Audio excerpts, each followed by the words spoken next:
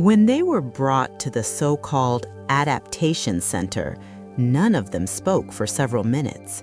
It wasn't fear keeping them silent. It was the strange, heavy sense that the place did not quite belong to the world it pretended to be part of. The van rolled to a stop in front of a 6-story residential block, the kind you might find in any quiet suburb. Balconies, window blinds, a row of identical trees planted with mathematical precision. Nothing suspicious, and that was suspicious in itself. The officer escorting them didn't bother with pleasantries. He pressed his thumb to a panel, unlocking a glass door that slid aside with controlled, frictionless motion. "You'll live here, for now," he said, as if reading a line from a script he didn't particularly like. Inside, the hallway smelled faintly of detergent and something synthetic beneath it. The elevator hummed like a well-tuned machine with no history, no wear, no trace of ever having been used. Their apartment greeted them with a silence so clean it felt artificial, as though even the air had been filtered to remove any unpredictable noise. It wasn't empty, it was staged, and all three of them felt it immediately. From the first second, something felt fundamentally misaligned. The couch was too symmetrical, its cushions arranged with showroom precision. The books on the shelf were untouched copies, their spines uncreased, all published within the same 2-year window. Photographs stood in frames, but every single one depicted landscapes, not people. Lakes, forests, mountains, beautiful, neutral, impossible to scrutinize. It looked like a set designer's idea of an apartment belonging to average civilians. Close enough to feel familiar, but hollow, as if waiting for actors to step in and make it real. The door closed behind them with a soft electronic click, not the thud of a physical lock. The sound didn't simply seal the apartment, it registered them, logged them. Kram exhaled slowly. This place knows we're here. That was the first hook. Not fear, not danger, but the unmistakable sensation that they hadn't entered a home. They had entered a system. Kram moved straight to the window, drawn by something he couldn't explain. "Look," he said, tapping the glass lightly. Ray stepped beside him. Outside, the street looked like any quiet residential lane. A man carrying groceries, a woman walking her dog, 2 teenagers laughing as they passed a row of scooters. Normal, entirely normal, until a minute later when Ray noticed the pattern. The same man with the same grocery bag walked by again. The same woman tugged at her dog's leash. The same teenagers passed, laughing in the same rhythm, as if hitting marks on an invisible choreographic grid. Ray frowned. No way that's natural. "Maybe it's coincidence?" he offered, though even he didn't believe it. Coincidence had died for them the moment ARK-9 folded space around itself and dragged them into a loop that should never have existed. And now here they were, again in a place where reality had seams. They didn't unpack, didn't sit, didn't rest. Instead, they gravitated to the one familiar anchor, analysis. Leah pulled the official terminal from the sealed case on the table. It was already logged in, pre-configured, strangely eager to be used. No internet access, just a curated internal archive with large sections missing or replaced with placeholder entries. That alone was enough to raise questions. But deeper inside the system, inside the directories that weren't meant to be seen, she discovered something far more troubling. A folder labeled TL09-A/archived. The naming convention matched nothing else in the system. Inside were fragment files, half-corrupted strings, timestamp anomalies, and parameter sets that shouldn't have existed here or anywhere outside ARK-9's core memory banks. Her breath caught. She knew what she was looking at even before the display rendered it fully. The cinematic reconstruction loaded like a ghost emerging from static. Lines, curves, spikes, all arranged in a pattern she had memorized during those impossible days aboard ARK-9, the contour of their original timeline. Someone had erased it, scrubbed it like obsolete data, but not cleanly. Pieces remained, metadata, residual structures, temporal fingerprints. A chill ran across her spine. "Our world," she whispered, "still exists." Ray looked at her sharply. "What do you mean exists? We left it. It collapsed." "No," Leah said. "It was deleted, and whoever deleted it didn't finish the job." A deleted version of reality leaving debris inside another, a hook sharp enough to cut through any illusion of safety.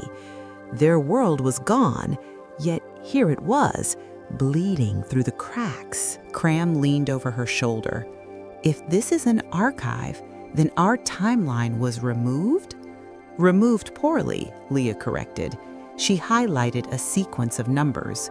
Residual temporal sync parameters. These match the core readings of ARK-9 exactly. Ray's expression hardened. So they didn't just erase history, they rewrote its structure. Then Leah noticed the anomaly, a document dated 2064. Her heart dropped. A report, a timeline entry, and in it, their names, the Helix crew. Kram stepped back as though the monitor had burned him. "But this version of the world doesn't have us in 2064. How can this exist here?" It was the first true paradox, and paradoxes never came alone. A document from 2064 had no business being present in a system from 2023, not unless the system itself wasn't bound to linear time. Leah opened the log properties. The file was tagged detached from primary, meaning it came from a timeline no longer designated as active. "That's my 2064, she said quietly. "But not this world's, not the branch we're standing in." Ray ran his hands through his hair, a gesture she had only seen him make during the most catastrophic mission failures. "So this 2023 has no idea we were ever supposed to exist?" "Exactly," Leah said. "This branch's 2023 never leads to us, never leads to ARK-9, never leads to the anomaly, which means our history was deleted," Ray finished. Silence took hold of the room. If their real timeline was gone, truly gone, then where were they now?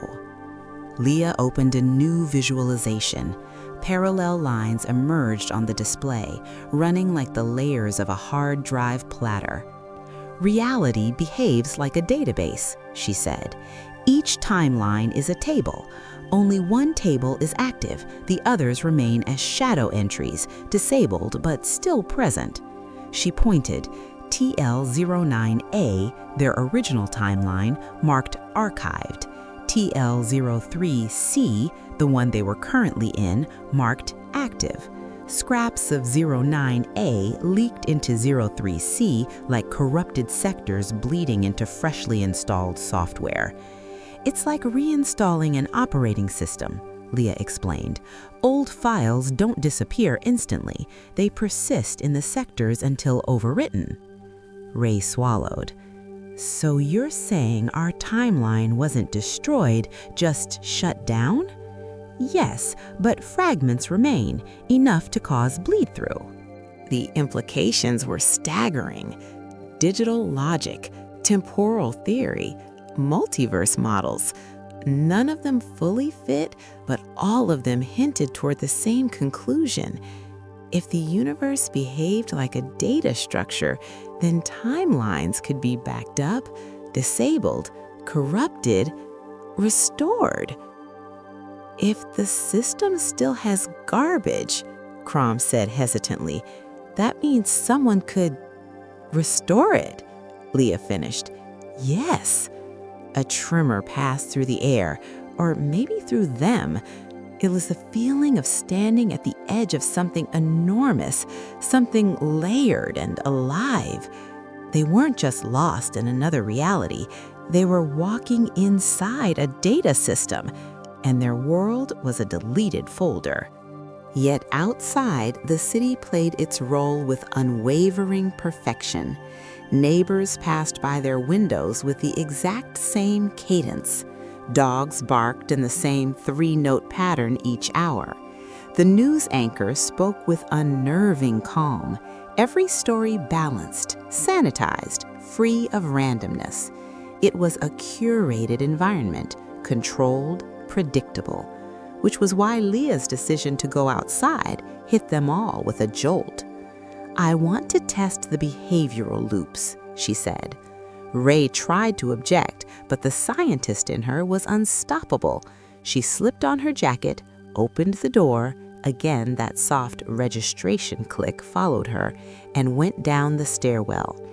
Her footsteps echoed too evenly, as if the building were syncing itself to her.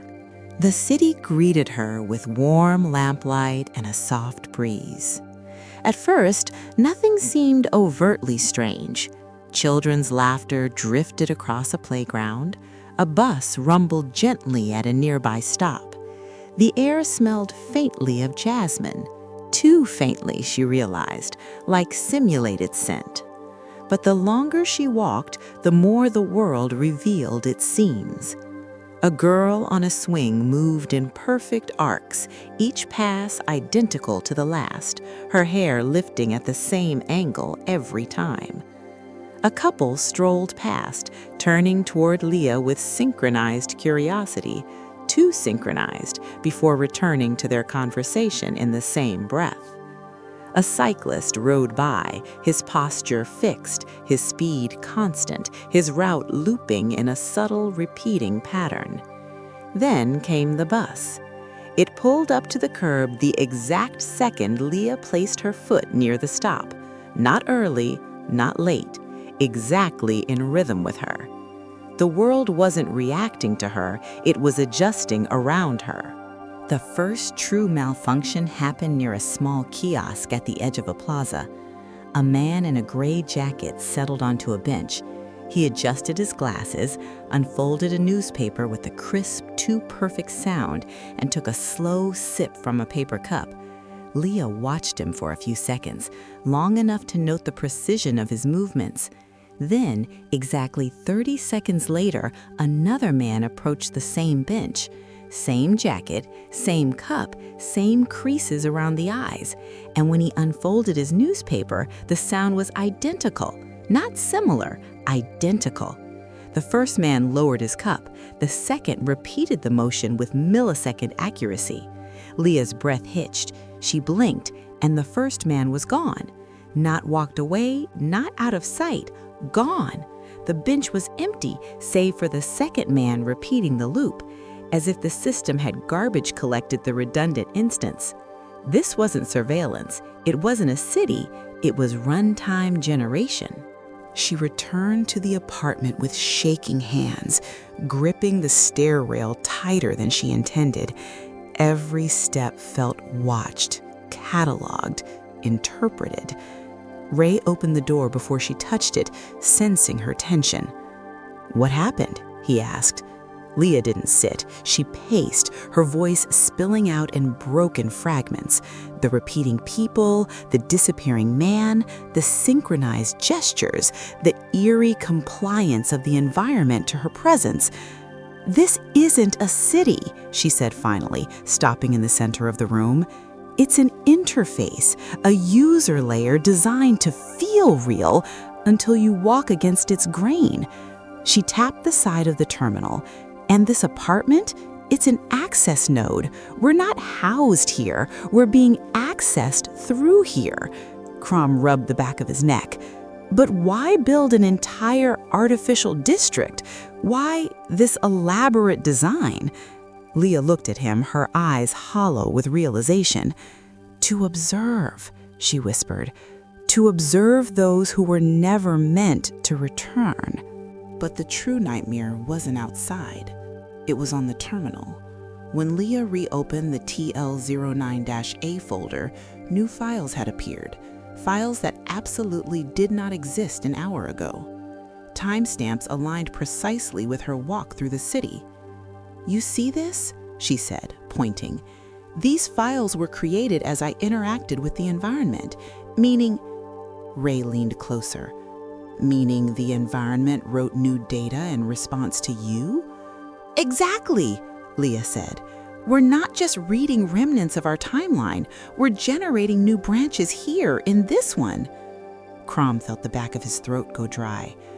"So simply by walking outside, you changed reality?" "No," Leah corrected. "Reality changed because it was watching me." She opened the most recent file. Archive restoration request, pending. A restoration request was alarming enough, but what froze everyone in place was the line beneath it. Initiator, Leah K09. Kram recoiled. "But you didn't request anything." Leah shook her head. "I didn't. The system used my identifier." Ray exhaled sharply. "It's using us as triggers."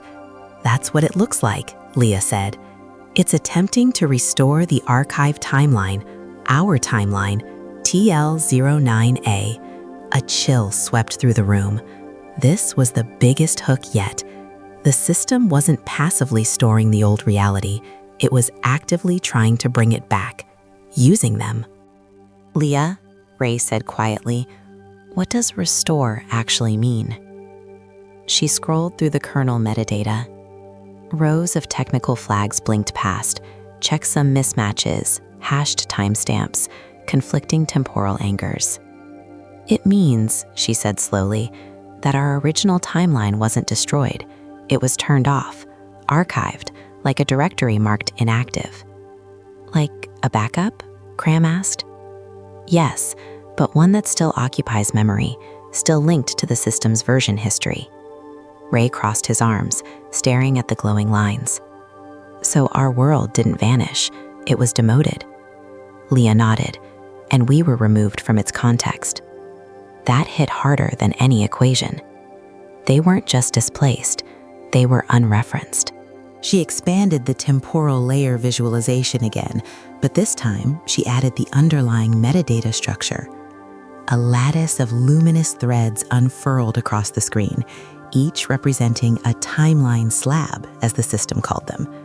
"For the viewer," she said almost automatically, as if explaining to an unseen audience, "imagine a layered cake. Each layer is a timeline. Only one is active, while the others remain dimmed in memory." She pointed. "This layer, 03C, is the one we're standing in. This dimmed one, 09A, is our original branch." Several nodes glowed amber. "Those are evaluation markers," Leah explained. "They indicate that the system is analyzing whether 09A should be reactivated." Ray narrowed his eyes. "What determines that?" Her answer was unsettling. "Everything we do." "Why are the markers active?" Ray asked. Leah bit her lip before answering. "Because the system is running a recovery model. It's evaluating the probability that restoring 09A will produce a stable historical outcome." Kram paled. "So it's choosing which history to keep?" "Yes," Leah said, "and which one to terminate." The hook tightened. Their original timeline might be permanently closed, not because it collapsed, but because the system could deem it obsolete. The lights flickered gently overhead, like a polite warning, as if the city wanted them to stay on track. Ray sank onto the table, arms braced against its edge. "So, our world still exists somewhere?"